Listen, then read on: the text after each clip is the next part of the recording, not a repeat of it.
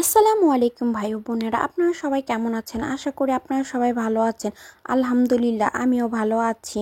নরিনের family ব্লগে আপনাদেরকে জানাই স্বাগতম। এইদিকে আমি একটু রং চা খেয়ে নিচ্ছিলাম। আমার দুধ চা খাওয়া নিষেধ, তাই চা খাওয়াই হয় না। মাঝে মধ্যে একটু ঠান্ডা ঠান্ডা লাগলেই এইসব চা আমি খেয়ে থাকি।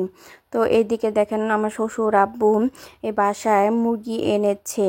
আর কাল আমাদের বাসায় মিলাদ হবে, তাই ছোটোখাটো একটা মিলাদের আয়োজন করতেছি। তো আমার নিজের হাতে নিজে করতেছি, খুবই ভালো লাগতেছে। এইসব আয়োজনে অংশগ্রহণ করতে পারলে নিজেকে অনেক ভালো লাগে।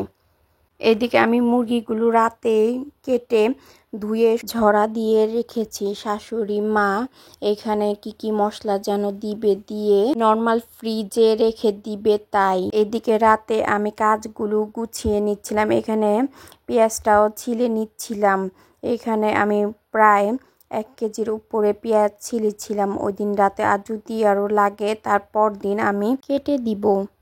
এভাবে কাজগুলি রাতে আগায় রাখলেও তো কোনো সমস্যা হবে না। কালকে খুব দ্রুতই রান্নাটা হয়ে যাবে। কালকে শাশুড়ি মা রান্নাটা করবে, সাথে আমিও হেল্প করব অনেকটা। এখানে দেখেন প্রায় 1 বক্স কাটা হয়ে আসছে। এই বক্সটা আমি পুরাটাই ভরে রাখবো। আর তার সাথে রাতে আর তেমন কিছু করা হয়নি, তো ভোরে উঠে দেখি এখানে হুজুর চলে আসছে, খতম দিবে। তাই মাদ্রাসার কিছু বাচ্চারাও আসছে, তাদেরকে ডিম আর কিনে আনা পরোটা ভাজি দেওয়া হয়েছিল। তো আমিও এখানে নাস্তাটা করে নিচ্ছি। তো এখনই তারা তাদের খতম হয়ে গেছে, তাই চলে যাচ্ছে। তারা তাদের সময় মতনই চলে আসছিল এবং সময় মতন তারা চলে যাচ্ছে। তারা আরেক বাড়িতে যাবে, তাই বলতেছিল। এদিকে আমি রান্নাটা তাড়াতাড়ি করার জন্য আর কি আমি আমার কাজগুলো শুরু করে দিয়েছিলাম। এখানে আমি কিছু কাঠবাদাম ভিজিয়ে নিব, কিছুক্ষণ পরে এগুলো বেটে দিব। তারপরে এগুলি দিয়ে আজকে রান্না হবে বিরিয়ানি।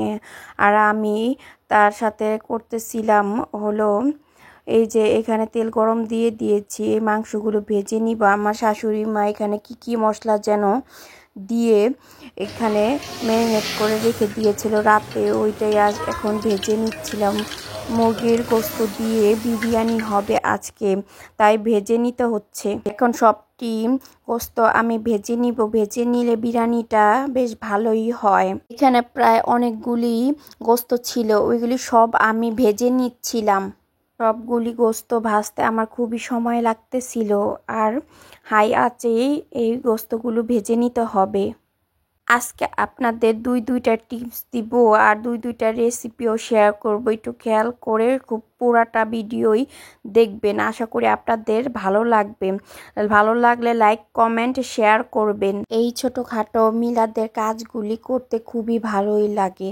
আমি পেঁয়াজ বেরেস্তা করছিলাম, ওই যে গোস্ত ভেজে রাখা তেলেই পেঁয়াজগুলো ভেজে বেরেস্তা করে নিচ্ছি। বিরিয়ানিতে অবশ্যই বেরেস্তা ব্যবহার করা দরকার, তাহলে ভালো হয়। এইদিকে আমি মশলাটাও করে নিয়েছি ব্লেন্ডারে। এখানে ছিল জয়ত্রী, জয়িত্রী আর গরম মশলা। তার সাথে নিয়েছিলাম কিশমিশ আর আলু বখরা, আর তার সাথে ব্লেন্ডার করা এখানে পেঁয়াজও নিয়েছি। 2 প্যাকেট বিরিয়ানি মশলাও এখানে কিনে আনা হয়েছিল। তো 2 প্যাকেট দিয়ে এখন রান্না করবে। বিরিয়ানির জন্য সবকিছু গুছিয়ে নেওয়া হয়ে গেছে। তো ব্রেস্তাগুলো দেখেন দেখতে কেমন হয়েছে। এখানে আমি কিছু চিনি দিয়ে দিচ্ছি, এভাবে আপনারা ব্রেস্তাগুলো মচমচে রাখতে পারবেন। বেরেস্তা করাটা খুবই সুন্দর হয়েছিল। আমি আস্তে ধীরে সব কিছু আগা দিচ্ছিলাম, আমার শাশুড়ি মা রান্না করবে তাই। কোনো একটা পাত্রে গুঁড়া দুধ নিয়ে আর সিরকার পানিও দিতে পারেন। সিরকার পানি বাসায় না থাকলে আপনারা কিন্তু লেবুর রসটা ইউজ করে বানিয়ে নিতে পারেন। আপনি আপনার প্রয়োজন অনুযায়ী পরিমাণটা বুঝে শুনে বানান, পানি ব্যবহার করতে পারবেন না। এখন আমার শাশুড়ি মা রান্না বসায় দিছে, গোস্তগুলো কষিয়ে নিয়েছে, এখন পোলাওটা রান্না করবে তাই। এখানে বিরিয়ানি রান্না প্রায় শেষ হয়ে আসছে। পরিমাণ মতন পানি দিয়ে কাঁচামরিচও দিয়ে দিয়েছে। এভাবে রান্নাটা শেষ হয়েছে। বিরিয়ানিটাও খুব ভালোই ছিল, মিলাদের জন্য করা হয়েছিল, তাই খুবই সুন্দর হয়েছে। এখানে 2 পাতিল বিরিয়ানি রান্না হয়েছিল, দুটোটাই ঠিক একরকমই টেস্ট ছিল। এখানে হুজুরদের খাওয়া হয়ে গেছে, এখন আমরা খেতে বসবো, তাই এখানে আমি বেড়ে নিচ্ছিলাম আর ভিডিও করতেছিলাম। পরে জিলাপিও ছিল। মাশাআল্লাহ, মিলাদটা খুব সুন্দরভাবে সম্পূর্ণ হয়েছে। ভিডিওটা এই পর্যন্তই। আল্লাহ হাফেজ।